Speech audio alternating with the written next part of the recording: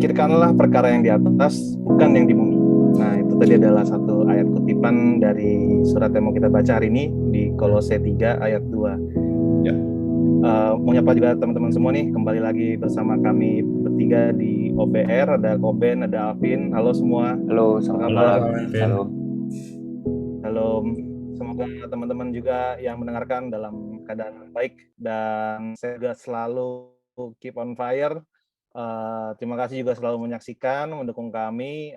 Juga semoga bisa makin bermanfaat bagi semua ya. Oke, kita minggu ini mau masuk ke dalam Kolose 3. Kita mau langsung baca atau mau ada highlight dulu kok? Biasa kita mundur dikit ya, biar langsung refresh lagi ya. Gitu. Yang perikop yang sebelumnya itu kan judulnya itu carilah perkara yang di atas. Ya. Ya. Oke. Oke. Carilah perkara yang di atas, makanya ini nyambung di pasal 3 yang kita mau baca hari ini. Gitu. Ya. Karena kan pasal 3 itu langsung mulainya karena itu. Karena apa? Ya kan nggak mungkin sesuatu buku dimulai langsung karena ini gitu. Kalau karena kan berarti atasnya harusnya ada sesuatu dulu. Nah, mungkin sedikit intermezzo. Alkitab itu kan surat ini, let's say kayak surat Kolose yang ditulis oleh Paulus itu tadinya kan nggak ada pasal, nggak ada ayat, ya kan? Cuman ya nyambung aja terus gitu jalan. Nah, kenapa dibikin jadi ada pasal ada ayat ya supaya yang mau membaca itu nyarinya lebih gampang, lebih rapi, lebih teratur, ya kan? Tapi kadang-kadang pemotongannya seperti kayak ini tiba-tiba karena itu. Kalau kita cuma baca pasal 3 karena apa? Gitu, ya kan? Makanya kita harus baca lagi naik ke atas gitu. Jadi mendingan kita mulai baca di perikop yang atas dulu nih, pasal 2 dari 16. Ya, gue baca dulu buat refresh aja. Nanti pasal 3-nya Alvin yang baca deh, ya. Oke. Gue mulai ya. Ini jadi kita balik dulu ke pasal 2. Itu perikopnya yang carilah perkara yang di atas. Itu ada di ayat 16. Oke. Itu karena itu janganlah kamu biarkan orang menghukum kamu mengenai makanan, minuman, atau mengenai hari raya, bulan baru, ataupun hari Sabat. Sebab semuanya ini hanyalah bayangan dari apa yang harus datang. Sedang wujudnya ialah Kristus. Janganlah kamu biarkan kemenanganmu digagalkan oleh orang yang berpura-pura merendahkan diri dan beribadah kepada malaikat, serta berkanjang pada penglihatan-penglihatan dan tanpa alasan membesar-besarkan diri oleh pikirannya yang duniawi. Sedang ia tidak berpegang teguh kepada kepala, dari mana seluruh tubuh yang ditunjang dan diikat menjadi satu oleh urat-urat dan sendi-sendi menerima pertumbuhan ilahinya. Sampai sini berarti ini ngomongin tentang fokus ke Yesus ya, gitu. Fokusnya harus ke Yesus. Apabila kamu telah mati bersama-sama dengan Kristus dan bebas dari roh-roh dunia, mengapakah kamu menaklukkan dirimu pada rupa-rupa peraturan seolah-olah kamu masih hidup di dunia?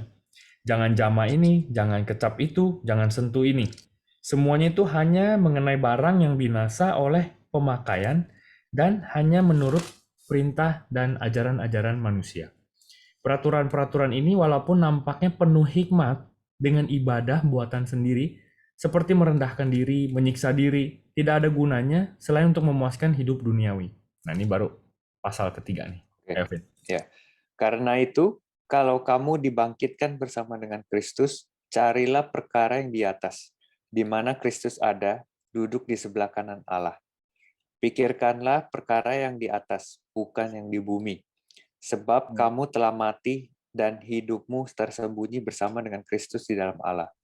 Apabila Kristus yang adalah hidup kita menyatakan diri kelak, kamu pun akan menyatakan diri bersama dengan Dia dalam kemuliaan. Manusia baru.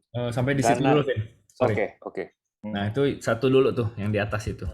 Apa dulu nih yang mau dibahas?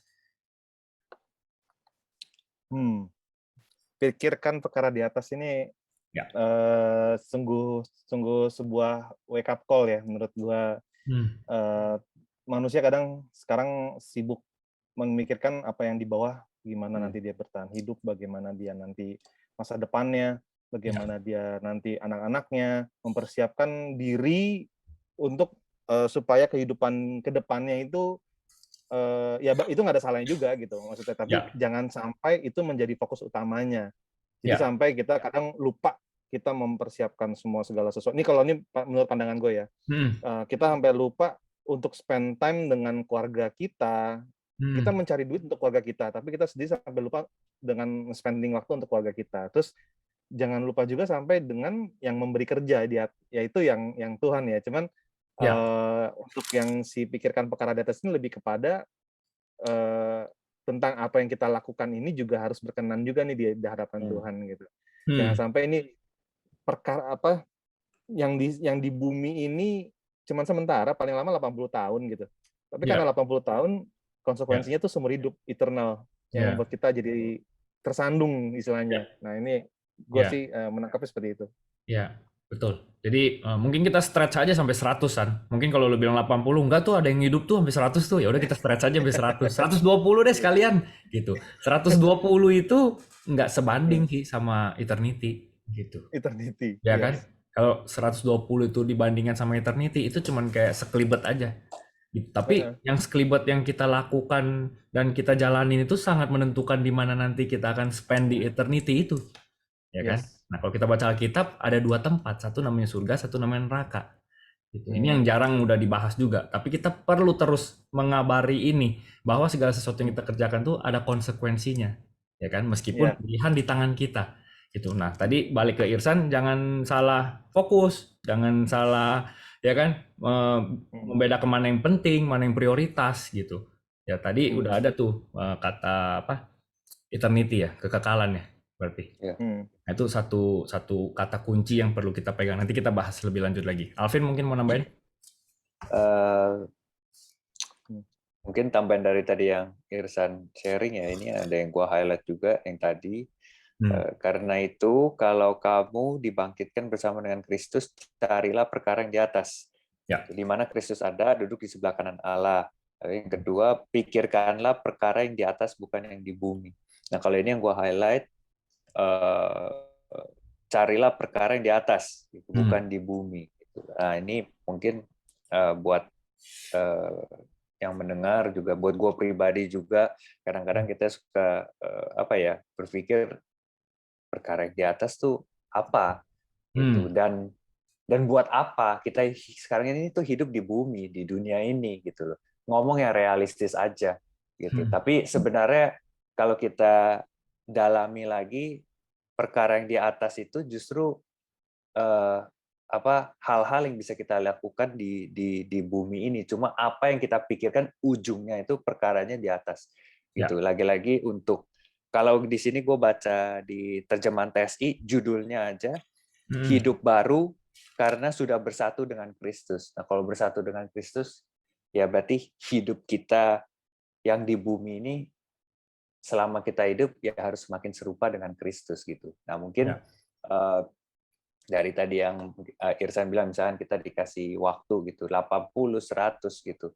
Berapapun itu mungkin itu bukan soal durasi ya, tapi lebih ke kualitas Kristus kita itu sampai mana gitu. Selama kita punya waktu ya kita harus pergunakan waktu yang ada gitu semaksimal mungkin gitu. Karena ini semua ya selaras ya, maksudnya kalau hidup baru berarti ya hidup makin serupa dengan Kristus gitu. Ini sih yang gua tangkap ya dari yang gua highlight ini. Oke, thank you Vin. Pikirkanlah perkara yang di atas, bukan yang di bumi. Nah, itu kalau kita tarik ke tadi yang kita baca sebelumnya di pasal 2 ya, di chapter 2 ayat 22 itu sebenarnya ada tuh. Ayat 22 ditulis semuanya itu hanya mengenai barang yang binasa. Ya kan? Tapi yang di sini ini semuanya sementara, temporary, bakal binasa juga, ya kan? Gitu. Semua yang ada di sini temporary. Artinya dia maunya kita fokus sama sesuatu yang eternal. Berarti nilainya ini yang harus yang kekal. Jadi dalam apapun yang kita lakukan, berarti kita harusnya fokusnya sama nilai kekal, bukan nilai sementara. Gitu. Nah, tadi Alvin bilang, tapi yang kita hidup di sini, kita pikirin yang di sini lah ya, realistis aja. Nggak apa-apa mau realistis, it's okay, tapi nilainya tuh harus nilai yang kekal. Ya, maksudnya contoh nilai yang kekal apa? Ya kalau kita dari parenting, kita sama anak kita, kayaknya udah pernah bahas juga. Ya kan, nilai yang sementara, kita karena kita sibuk, yang penting beliin mainan dah buat anak-anak dah, yang penting mereka sekolah, baju semua ada, kita sediakan. Itu berarti yang tadi dong, hanya mengenai barang yang binasa. Gitu. Tapi yang nilai yang kekal apa? Kita ajarin dia value, kita ajarin dia nilai-nilai, kita ajarin dia karakter, kita bangun hubungan, ya kan? Dia kenal kita sebagai papanya, dia deket ngobrol, semuanya itu nilai kekal, gitu. Mau kita udah nggak ada pun nilai itu tetap ada, gitu. Ya, jadi lebih fokusnya ke situ, relationship sama istri, sama suami, pasangan hidup sama, gitu. Ya kan, bukan hanya dari barang-barang, ya kan, bukan hanya dari yang tadi yang dibilang yang binasa oleh pemakaian. Berarti kita lebih fokus akan sesuatu yang kekal. Nah itu tadi tuh, pikirkanlah perkara yang di atas, bukan yang di bumi. Ya, yang bisa long lasting, everlasting, eternity. Nah ini nanti kita bahas lagi nih. Nah karena ayat ketiganya sebab kamu telah mati. Kamu telah mati. Maksudnya apa telah mati? Kita kan masih hidup nih. Nah, kita udah pernah bahas. Begitu kita ikut Tuhan Yesus. Alvin udah pernah ngomong tuh yang sebelumnya kita bilang kayak baptis kan, melambangkan tubuh lama kita udah mati, kita keluar dari air, kita bangkit kan, gitu, tubuh baru, gitu. Makanya dia bilang tadi, sebab kamu telah mati dan hidupmu tersembunyi. Berarti hidup kita ini tersembunyi bersama dengan Kristus. Jadi habis mati, bangkit, tersembunyi. Nah, berikutnya lagi apa? Ayat 4, apabila Kristus yang adalah hidup kita menyatakan diri kelak. Berarti kan sampai satu titik nih dia akan menyatakan diri. Ya. Ini yang kita kenal dengan pengangkatan dan kedatangan dia yang kedua kali. Nanti itu pada saat dia menyatakan dirinya, kamu pun akan menyatakan diri bersama dengan dia dalam kemuliaan. Nah ini kan yang janji yang kita pegang, yang belum kita lihat. Ini yang perkara yang di atas, kita pikirin ini. Dengan kita tahu end game-nya, dengan kita tahu ending-nya, ya kan? Iman kita ini makin kuat, makin berapi-api. Jalaninnya juga nggak sampai kayak aduh gimana ya gitu, bersungut-sungut. Ya kan? Nggak mungkin, karena kita tahu di ujung sana ada kemuliaan yang menanti. Gitu. Ya kan? Makanya kita jadi hidupnya berkemenangan. Hari-hari ini kita isi dengan semua yang punya nilai kekal tadi. Gitu. Oke, lanjut lagi ya. Manusia baru. Oke, siapa yang baca dulu? Gue lanjutin aja ya. Oke. Manusia baru. Karena itu, matikanlah dalam dirimu segala sesuatu yang duniawi, yaitu percabulan, kenajisan, hawa nafsu, nafsu jahat, dan juga keserakahan, yang sama dengan penyembahan berhala. Semuanya itu mendatangkan murka Allah atas orang-orang durhaka. Dahulu kamu juga melakukan hal-hal itu ketika kamu hidup di dalamnya. Tetapi sekarang, buanglah semuanya ini, yaitu marah, geram, kejahatan, fitnah, dan kata-kata kotor yang keluar dari mulutmu. Jangan lagi kamu saling mendustai, karena kamu telah menanggalkan manusia lama serta kelakuannya, dan telah mengenakan manusia baru yang terus-menerus diperbarui untuk memperoleh pengetahuan yang benar menurut gambar kaliknya. Dalam hal ini tiada lagi orang Yunani atau orang Yahudi, orang bersunat atau orang tak bersunat, orang barbar atau orang Skit, budak atau orang merdeka, tetapi Kristus adalah semua dan di dalam segala sesuatu. Karena itu, sebagai orang-orang pilihan Allah yang dikuduskan dan dikasihinya, kenakanlah belas kasihan, kemurahan, kerendahan hati, kelemah lembutan, dan kesabaran. Sabarlah kamu seorang terhadap yang lain, dan ampunilah seorang akan yang lain apabila yang seorang menaruh dendam terhadap yang lain. Sama seperti Tuhan telah mengampuni kamu, kamu perbuat jugalah demikian. Dan di atas semuanya itu, kenakanlah kasih sebagai pengikat yang mempersatukan dan menyempurnakan. Hendaklah damai sejahtera Kristus memerintah dalam hatimu, karena untuk itulah kamu telah dipanggil menjadi satu tubuh. Dan bersyukurlah. Hendaklah perkataan Kristus diam dengan segala kekayaannya di antara kamu, sehingga kamu dengan segala hikmat mengajar dan menegur seorang akan yang lain, dan sambil menyanyikan mazmur dan puji-pujian dan nyanyian rohani. Kamu mengucap syukur kepada Allah di dalam hatimu, dan segala sesuatu yang kamu lakukan dengan perkataan atau perbuatan, lakukanlah semuanya itu dalam nama Tuhan Yesus, sambil mengucap syukur oleh Dia kepada Allah Bapa kita. Amin. Ya, itu dia. Yang mana dulu nih yang mau dibahas? Gue tambahin di ayat 5 ini, kalau di terjemahan TSI ini ngebahas tentang uang ada. Karena itu yakinlah dirimu masing-masing dengan kesadaran ini. Setiap anggota tubuhku sudah mati terhadap bermacam-macam keinginan duniawi. Nah ini lebih perjelas lagi tuh. Maksudnya kita udah anggota tubuh kita tuh udah nggak pengen yang duniawi seperti berzina, segala macam dosa percabulan, hawa nafsu, keinginan untuk melakukan kejahatan, dan keserakahan. Saudara-saudari, keserakahan sama seperti menyembah berhala. Karena dengan serakah kamu sudah mendewakan uang. Nah, di sini lebih dimention lagi, lebih kepada keserakahan akan kekayaan dan uang gitu ya. Jadi di sini juga kita ngelihat balik lagi yang tadi ke atas, karena serakah mau cari sebanyak-banyaknya dikumpulin untuk supaya aman, itu kan seperti juga kita tidak percaya ke Tuhan ya, percaya ke uangnya gitu. Si uang ini akan memberikan kita keamanan nih, keamanan finansial, keamanan apa. Tapi ya gue sebagai orang yang sudah berjalan dengan iman dengan Tuhan gitu ya, Tuhan melakukan mujizat-mujizat yang apa namanya dalam gue jadi merasa hal itu sebenarnya ya sia-sia banget gitu loh. Kayak maksudnya kayak Tuhan pernah suatu saat membuka suatu jalan yang menurut gue mustahil dan tidak pernah terpikirkan sebelumnya. Tapi itu Tuhan ya, kalau emang udah Tuhan buka pintunya, ya itu akan terjadi gitu. Jadi apa namanya, gue nggak yang sibuk untuk kayak mencari supaya wah gimana yang lebih apa namanya, lebih banyak dapat lagi gitu kan, ngumpulin uang lagi segala macam gitu. Jadi ujung-ujungnya malah kita terjerumus dalam keserakahan itu.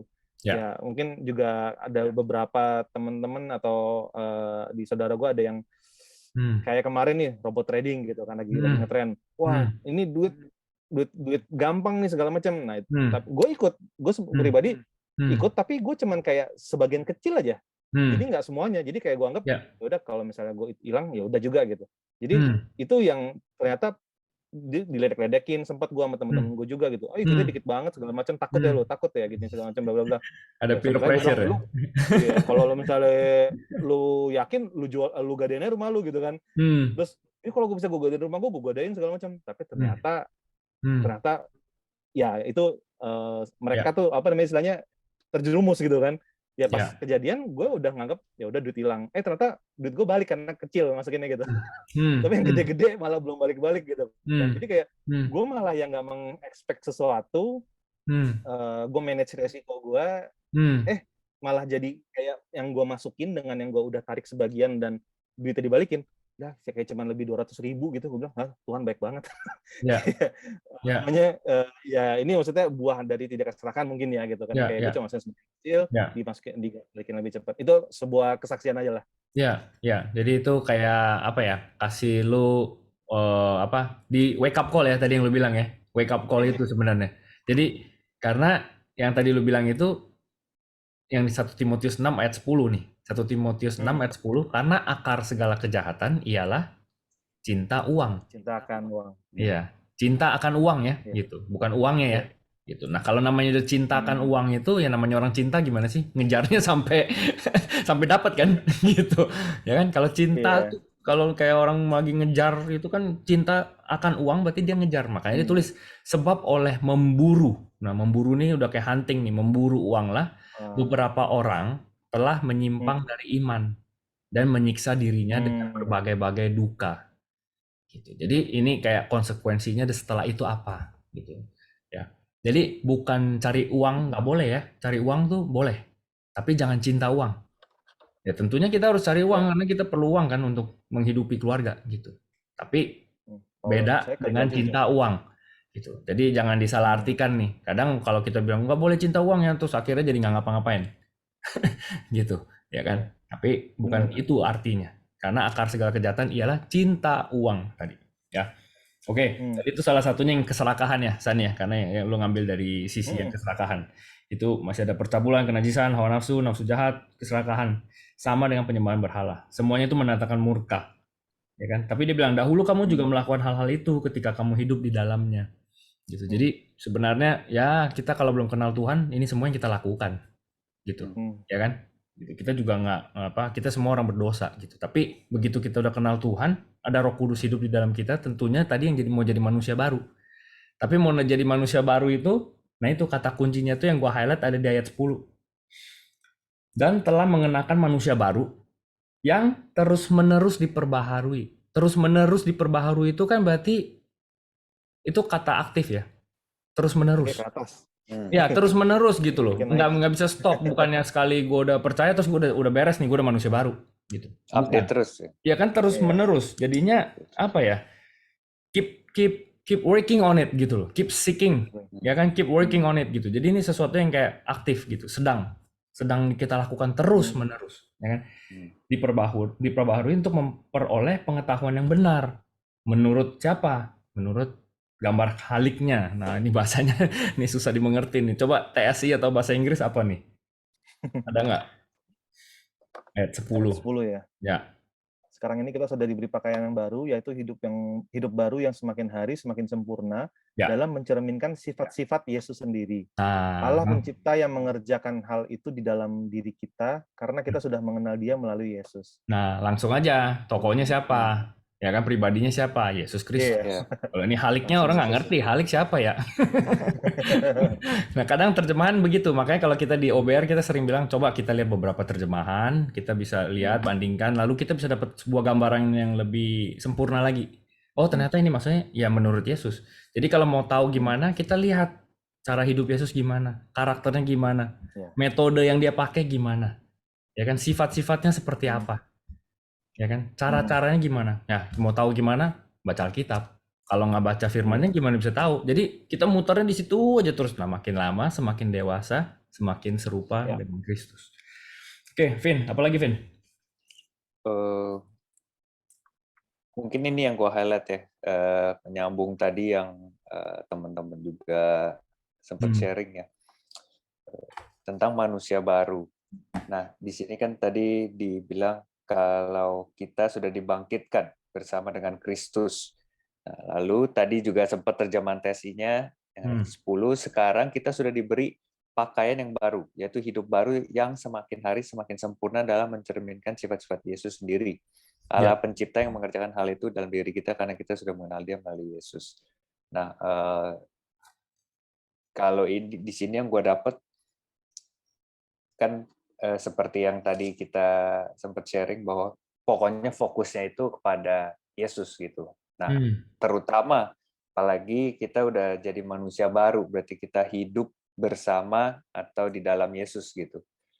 Jadi di sini poinnya jelas gitu, fokus kepada Yesus. Jadi kalau di luar hal itu yang mungkin menomorsatukan di atas itu, berarti kita sudah memberhalakan itu. Apapun itu, mungkin nggak cuma materi ya, mungkin dalam kehidupan kita gitu, mungkin atau mungkin hobi kah, atau mungkin seseorang kah, keluarga kah, atau siapapun, atau mungkin barang-barang koleksi atau apapun itulah. Tokoh, idola,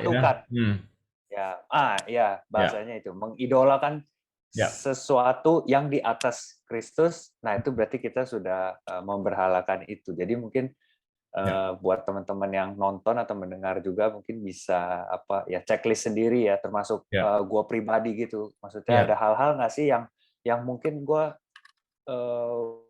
mengutamakan itu gitu secara tidak sadar gitu, kayak tiap hari gue mikirin itu lebih banyak porsinya daripada gue memikirkan ya ini perkara-perkara yang di atas gitu loh. Nah, kalau misalkan ini udah porsi lebih banyak, nah ini mungkin sudah gejala-gejala gue memberhalakan ini gitu. Jadi ini juga self reminder juga buat gue pribadi. Nah, ini yang bisa gue tambahin sih dari perikop ini gitu. Gue jadi teringat kalau Paulus kan bilang hidup buat bagiku, hidup adalah Kristus, dia bilang. Ya kan, mati adalah sebuah keuntungan. Gitu. Kita nggak usah ngomong matinya karena matinya itu kan bagian Tuhan ya. Tapi itu pun masih sebuah keuntungan. Jadi kita pikirin hidup adalah Kristus. Nah, gue jadi keinget juga gitu. Apa sih yang bikin kita hidup gitu kan? Kalau dulu sih ada iklannya ya, bikin hidup makin hidup gitu. Terus maksudnya kalau apa sih yang bikin kita hidup gitu? Kalau gue ingat-ingat lagi dulu kalau kita lagi anak kecil gitu misalkan, kita ngomongin, oh nanti kita mau pergi ke situ ya, dia langsung kayak hidup kan gitu. Nanti kita mau ke Disneyland ya, kita mau ke mana Universal Studio ya, langsung hidup tuh anak kecil biasanya. Ya kan? Oh ya kapan? Gimana? Dia udah dia tagih aja terus gitu. Maksudnya itu yang tiba-tiba kayak bikin dia langsung kayak hidup gitu. Nah, kalau based on yang tadi Paulus bilang, hidup adalah Kristus. berarti segala sesuatu yang kita pikirkan itu fokusnya harus berasal dari Kristus. Karena harusnya kita begitu yang ada urusan sama Kristus, kita hidup nih. Karena kita udah hidup seperti Kristus, kita hidup Kristus kan. Bagiku hidup adalah Kristus. Jadi akan lebih gampang kita manage-nya tuh dari situ. Gitu. Jadi tadi kan Alvin bilang ada gejala-gejala itu ya. Gitu. Nah pada saat itu terjadi ya kita harus balik lagi kan, fokus balik lagi. Ya nggak? Gitu kira-kira. Oke, apalagi San?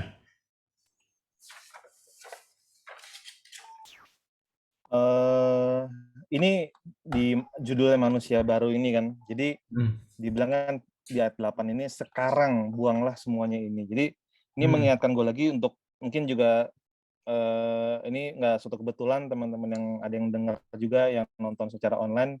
Ya. Sekarang waktunya itu sekarang gitu, jangan tunda-tunda lagi. Ada yang mungkin yang kita berpikir ya nanti aja lah 10 menit deh pas mau pas Tuhan udah mau datang atau pas gue mau mati deh gitu. Kayak misalnya ada orang kan kita dengar pas di ujung-ujung nyawanya gitu kan baru bertobat gitu. Aku percaya Yesus dan aku bertobat, mohon maaf ya Tuhan gitu. Cuman nggak ada yang tahu masalahnya umur kita tiba-tiba besok matinya kelindes kereta gitu kan. Ya kan nggak sempat ngomong Tuhan aku mau tobat gitu. Nah tapi kita juga tahu ada kita bertiga di sini percaya sebuah pengharapan yang dimana tuh kita akan diangkat bersama-sama nanti gitu kan. Jadi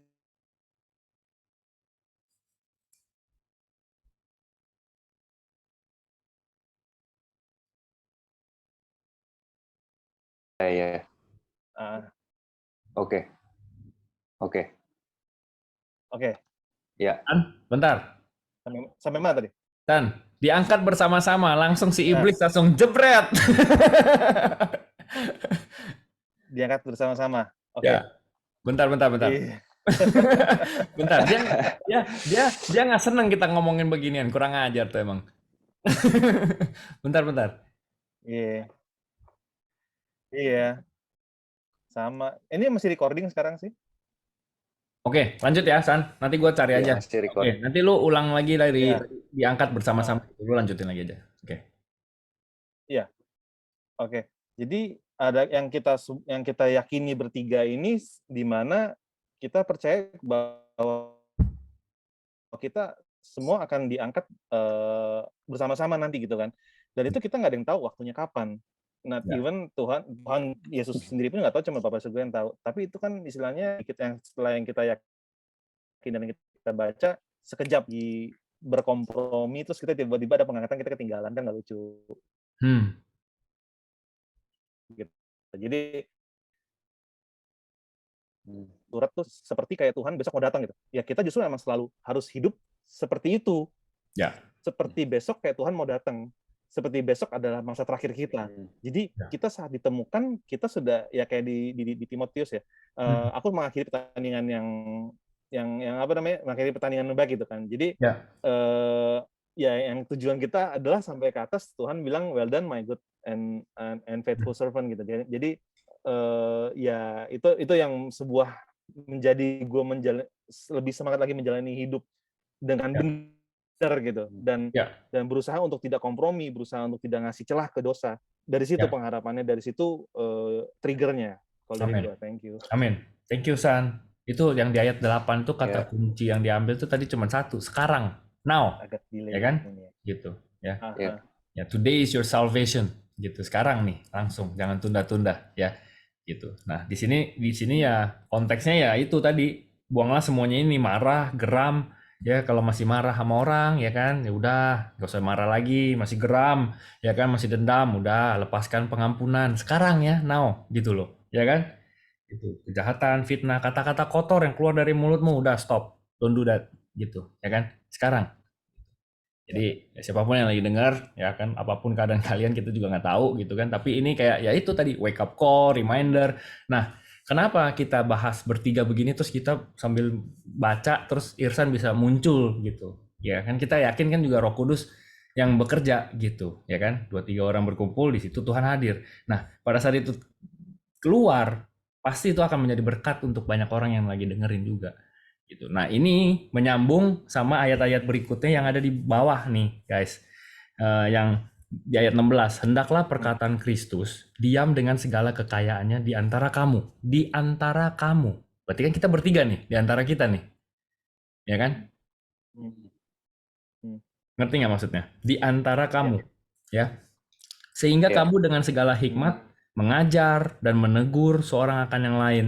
Nah, berarti ini ada sebuah grup, sebuah komunitas, ya kan, yang saling menjaga, saling menegur di dalam kebenaran. Tadi kan di atasnya itu kekayaannya itu perkataan Kristus, ya kan, firman Tuhan.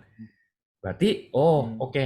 Berarti kita perlu nih punya komunitas atau grup seperti ini yang kita bisa accountability. Kita bisa saling jaga, saling ingetin, saling menegur. Jadi kalau kita miring sedikit, kita saling ingetin, kayaknya lu jangan kayak gitu. Misalnya marah sama istri. Terus ada satu yang lagi baru baca, kalau marah jangan sampai matahari terbenam. Nah, lu diingetin kan, udah jangan kelamaan lu marah sama istri. Nah, kira-kira seperti itu. Berarti kita perlu ada satu grup yang selalu menjaga kita. Jadi buat teman-teman yang belum ada, ya harus punya. Gitu, nggak perlu banyak kok, bertiga gini juga cukup. Karena firman Tuhan bilang 2-3 orang. Ya kan, bukan 200, 300, 400, 500, nggak perlu gitu. 2-3 orang cukup. Tapi kita perlu punya grup yang seperti itu. Ya. Apalagi? Mungkin gue tambahin sedikit ya di ayat ke-17 terjemahan TSI. Hendaklah semua perkataan dan perbuatanmu mewakili Tuhan Yesus di dunia ini.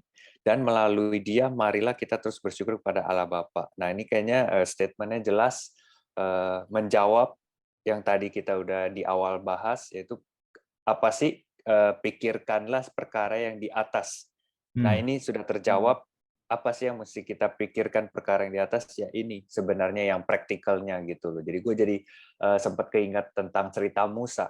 Waktu dia marah, dia pukul batu. Lalu dia dihukum.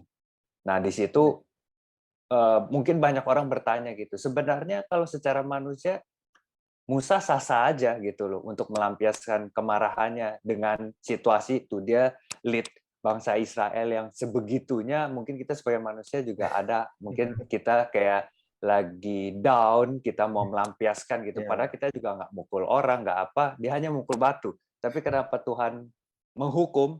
Nah, di sini jelas gitu. Karena pada waktu itu belum ada Alkitab yang dari Kejadian sampai Wahyu gitu loh. Jadi dia ini mewakili, ya kan, segala sesuatunya mewakili Tuhan gitu. Jadi kalau dia